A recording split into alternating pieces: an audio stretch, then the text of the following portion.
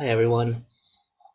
I might have said in a previous video that we are done with Unit 1, Cycloalkanes and their conformations.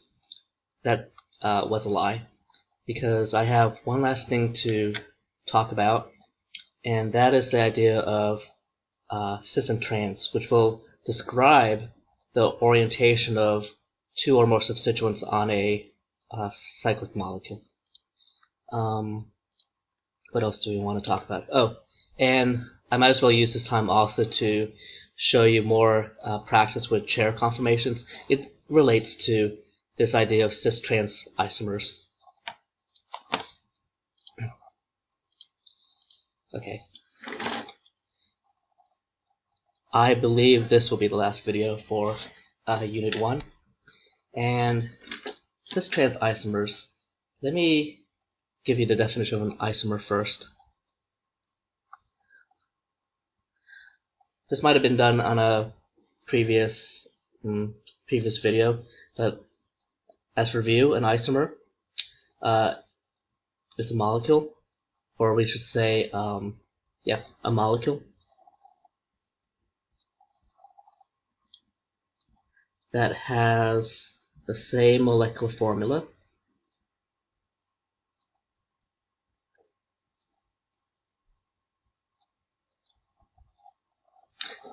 as another molecule,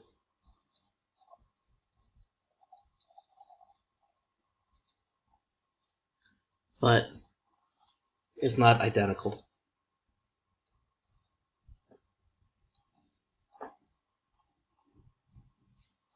And one example, very simple example, is we have butane, like this, and we have here methyl propane.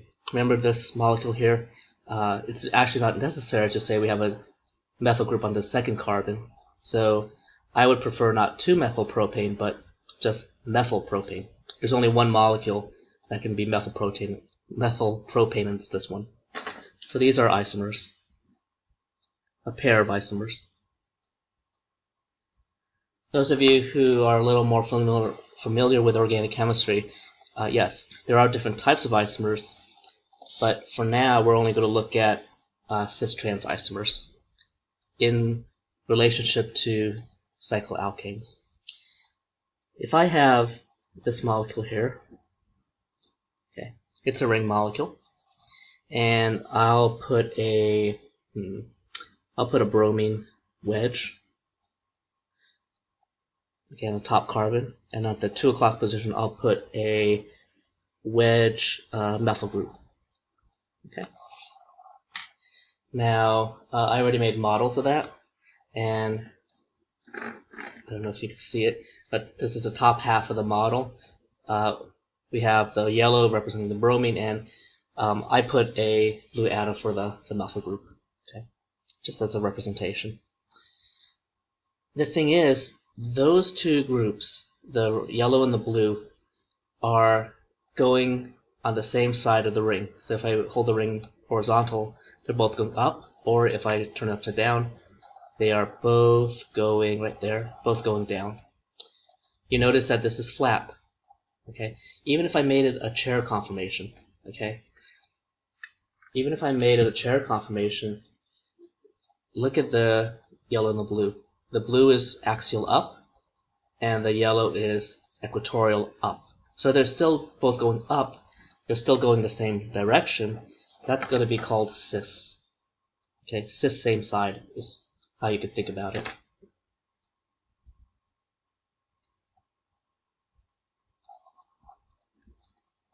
Okay. Well, what's trans? If I take the same molecule, and I'll keep bromine wedge, and I'll make now the methyl group dash. Okay. That is going to be trans, and I have that model right here. And even if I put it in the chair conformation, okay, look at that. Look at it from the side. That yellow, the bromine, is equatorial up. This is equatorial down. So one's up and one's down. they're facing the opposite direction, that's called trans. And we needed that description because this molecule has the same name except for the cis trans designation. So you have trans, and that's going to be opposite. Okay. Naming this cycloalkane is a little bit different than what we've seen before because we don't have a lot of experience with the halide. This is bromine, and when it's a substituent, you're going to call it bromo. Now, when we number it, we can number it 1, 2, starting with a methyl, or 1, 2, starting with a bromo. But we should go by the alphabet because either way we number it, we get a substituent on 1 and 2. So in terms of naming, I'm going to make 1 here and 2 here. The bromo comes first in the alphabet, then M for methyl. Now just be aware of your nomenclature rules. The numbering, you number it based on the location of the first substituent. Okay, you don't worry about what substituent it is. But if you have a tie, which we did because I could number it 1, 2 or 1, 2, I have a substituent at carbon 1 and 2 no matter which direction I number it from. Okay, those are the best way to number it. We get a first substituent on 1 and the second substituent on 2. So enough about that. This is called what? 1 bromo, 2 methyl, cyclo, no space, hexane. That name matches both of these structures, so we're going to put at the beginning here cis. And normally it's you just write the word cis, and if there's a number there, well, there's going to be a number there because it's a substituent. You go ahead and put a -1. Okay. I think some sources put parentheses around the cis. It doesn't really matter. Okay. So that name goes with the molecule on the left. What's interesting here, though, is think about our definition for an isomer. It's a molecule that has the same molecular formula, but it's not identical to the molecule it's being compared to. We have to prove in our minds and maybe with models that these two are not identical. Okay. Now, how do you prove something is identical? You're able to overlay them on top of each other, and everything matches. So, for instance, take a look at this whiteout. Okay. So I have them in different orientations, but what I could do is I could pick up this whiteout and twist it and lay it right on top, and everything matches atom to atom. Okay. Let me show you, and I think for some of you this may be obvious that these are not identical, but for others, one might ask, well, why can't we just twist the bond so we could get this methyl group on the same side as a bromine? Why can't we do that?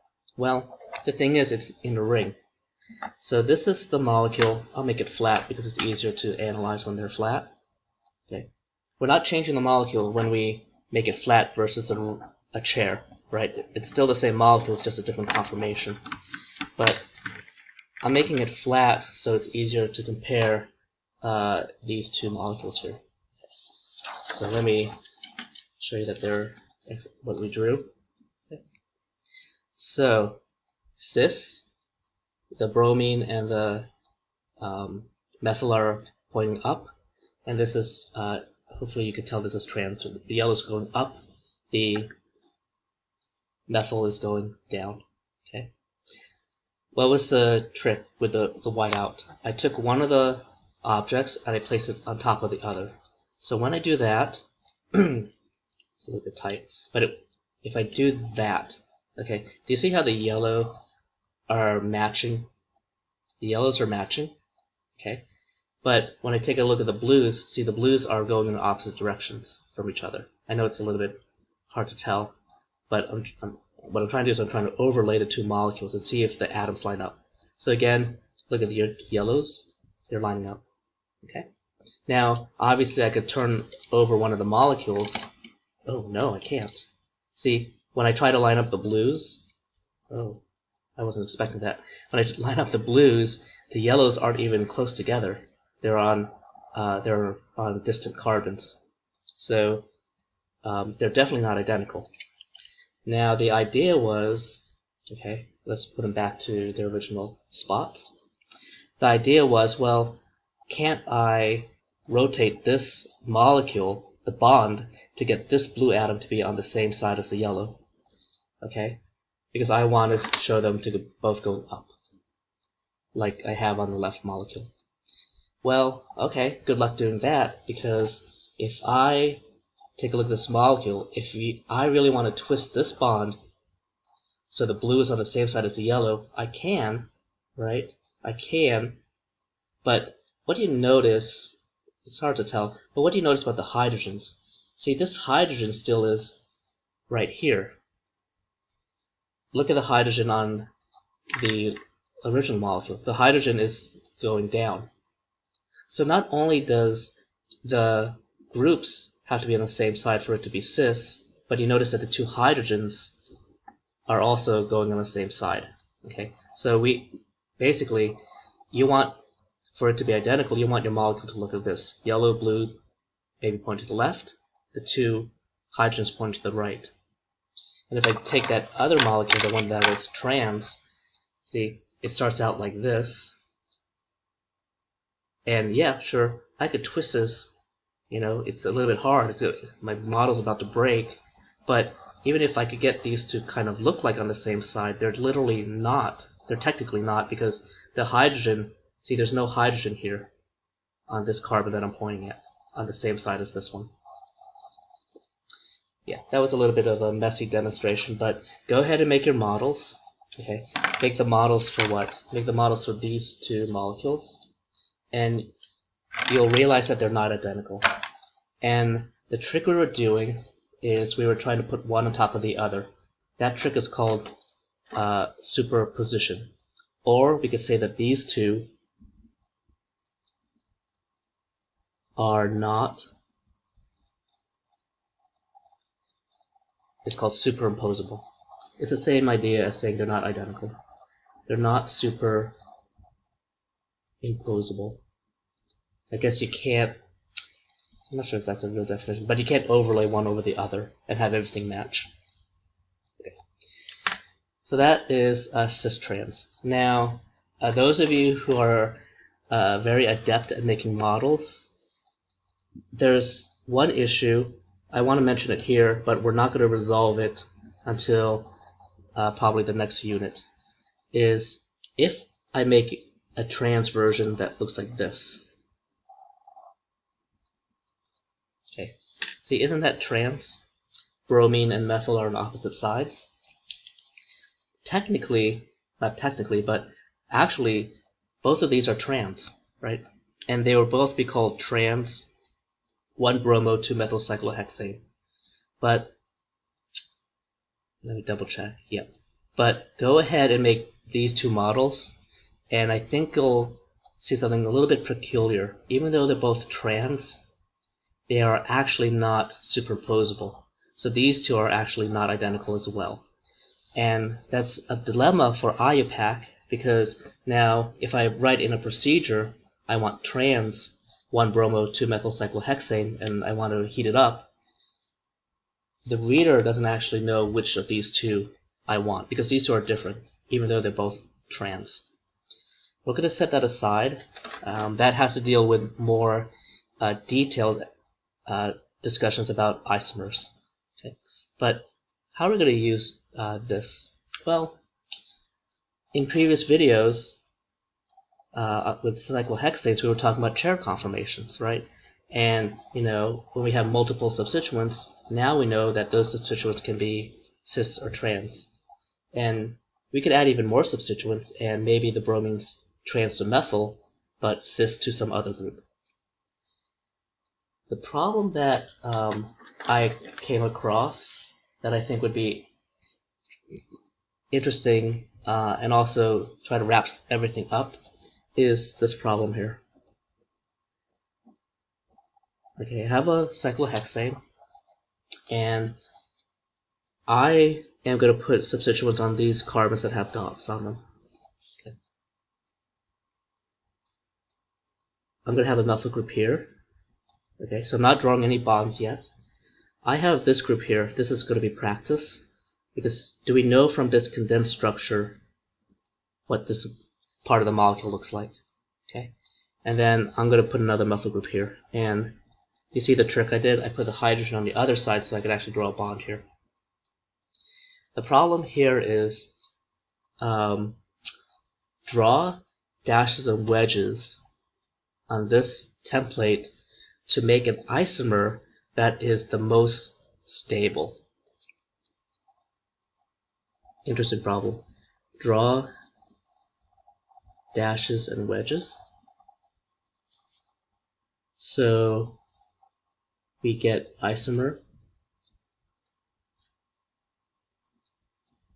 that is most stable. Is that isomer going to be, cis for these two and then maybe trans for these two? Or cis and cis? Or trans and trans? What is the trick in this problem? The trick in this problem is understanding what does stability have to do with cyclohexanes. Where have we seen stability with cyclohexanes? Well, it was with chairs, right? If you could maximize the number of groups in the equatorial position, you get to avoid 1,3 diaxial strain. Okay. So start out with a chair template. Okay. I drew it the way that most textbooks draw it. I didn't use my previous trick where I have 2 horizontal lines like this. I'm not sure why I actually did it that way.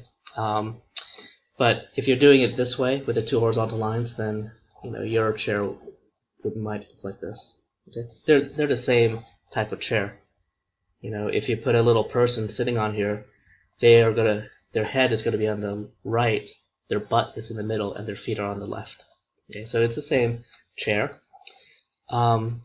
So I'm gonna leave it up to your discretion as to where to put these groups. I have a preference, or I think I have a way that makes it a little bit easier, but I'm kind of curious to see how you all would do it.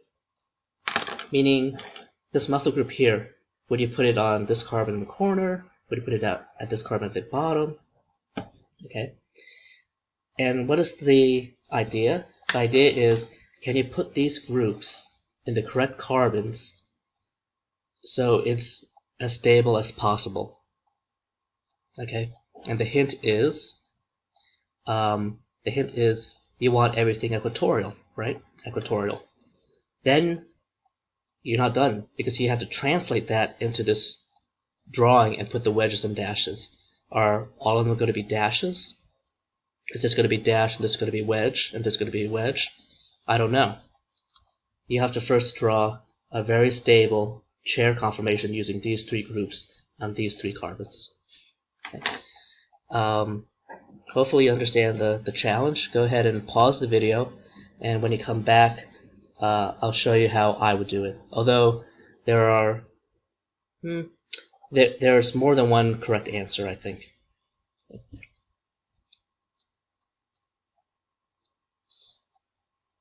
Alright. Normally I have this carbon as carbon number 1. Okay, but I'm going to put carbon number 1 right here. This is not for naming purposes. This is for orienting which carbons on my chair will get which groups. I'm going to make this 2, 3, 4, 5, 6. So look at carbon number 1. Where am I going to put it? I could actually put it on any of these 6 carbons, but for me, I always like to start in the northeast corner, because for me, it's easy to figure out where the substituents are. it's either going to be axial up or equatorial down, right? Do you remember that trick? You want to make it look like a tetrahedral carbon. So for this methyl group, because I want the most stable conformation, I'm going to make it automatically equatorial. And that makes this hydrogen axial up. Okay. I know we have two methyl groups, so why don't I put a dotted green circle around here to keep track of that. It's on carbon number 1. Okay. And then obviously, I'm not sure why I'm drawing both on both templates. It's the same template, but yeah, that. Okay. By the way, you do understand, right, that these are not flipped versions of each other, right? These are actually the same template. The flipped version would be if I push this carbon down to the feet and push this carbon up to the head. Okay. Carbon number 2. Were you able to figure out how to draw this as a line structure? Let me show you that. It's actually an isopropyl group. And go ahead and double check my work. But I think it's that. Because we have a carbon, and those two carbons have one hydrogen, and we have two methyl groups, 1 and 2, two methyl groups. This is a good condensed structure of the isopropyl group, and I made it equatorial because I'm trying to get this to be the most as stable as possible. Those of you who didn't have an answer for this, are you starting to see what's happening? Because we're going to start, when we're done with here, the question is, question mark, draw the dashes and wedges on my original drawing. So I got to translate these orientations into dashes and wedges. Let's take a look. Is it carbon number 5? Yeah, carbon number 5. 1, 2, 3, 4, 5. 1, 2, 3, 4, 5. It's this carbon right here. That one right there. Okay, easy. That carbon, I know for it to look tetrahedral, it's going to look like this. Doesn't that look like a tetrahedral carbon? If I cover up some of the other parts of the molecule right there, see, doesn't that look like a tetrahedral? Okay. So your equatorial is going down. Okay. Now take a look at the orientations. This is equatorial E, down. This is equatorial up, right? Equatorial up. And this is equatorial down. Okay. If you viewed my previous video, I think it was 01F70. It's the one where I said the trick is, if I was given wedges and dashes here, wedge on a flat drawing will equal up in my chair, and dash would equal down. We'll just have to go backwards. So this methyl group is down, and therefore my answer would be, for this one, dash. This isopropyl group is up, equatorial up, so based on this convention, I'm going to make this wedge.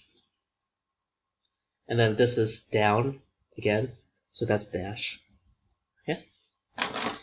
That is a valid answer for this problem. Draw the dashes and wedges, the missing dashes and wedges, to get an isomer that is the most stable. So the isomer that's most stable when you have these three groups and these carbons, 1, 2, and 5, is dash dash wedge, or another way you could describe it is that we have a cis dimethyl, and these two are trans relative to each other, opposite. The other tricks you could play is, well, why don't you draw everything wedge?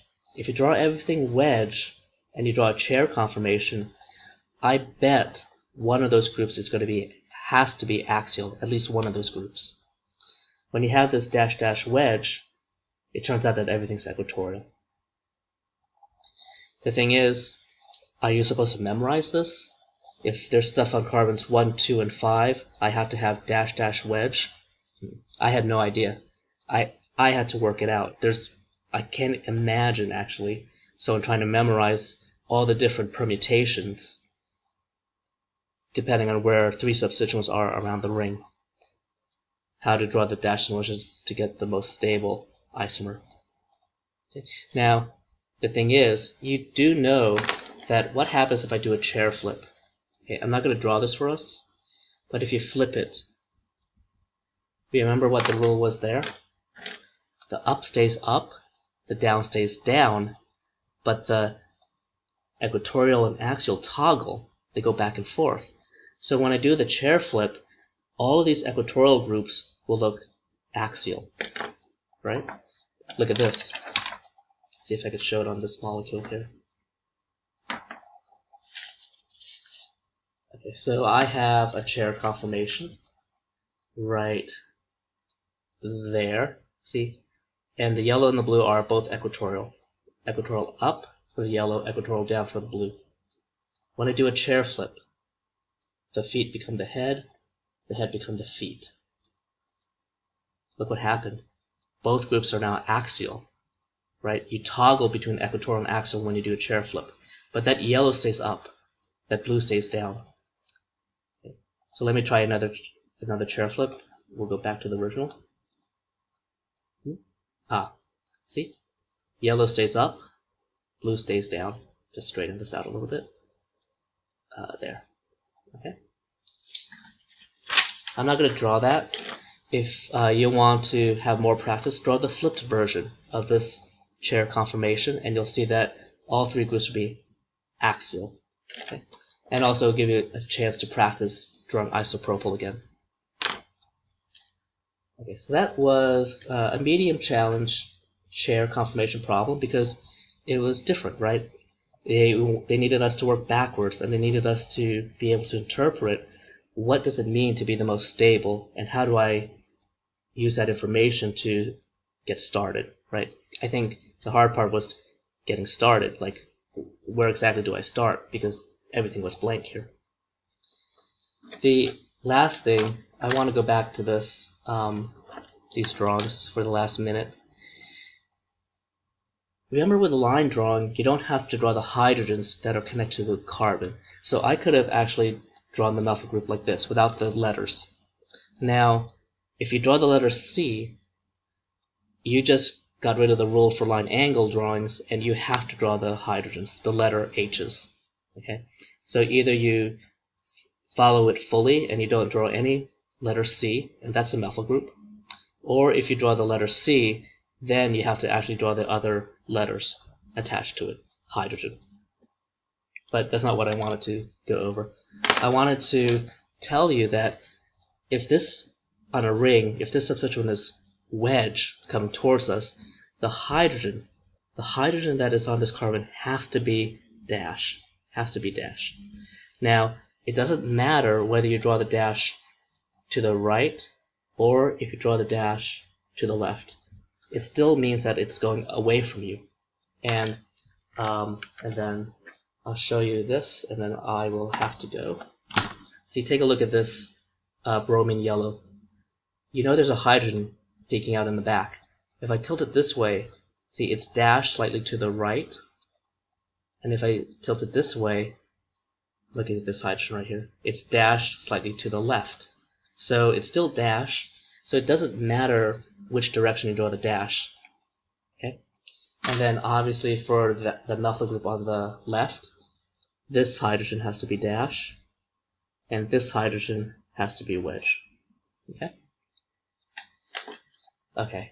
Now I feel like I am done with Unit 1, unless I know I come across some more challenging problems that I want us to practice. But I think that's good for Unit 1, alkanes and their conformations.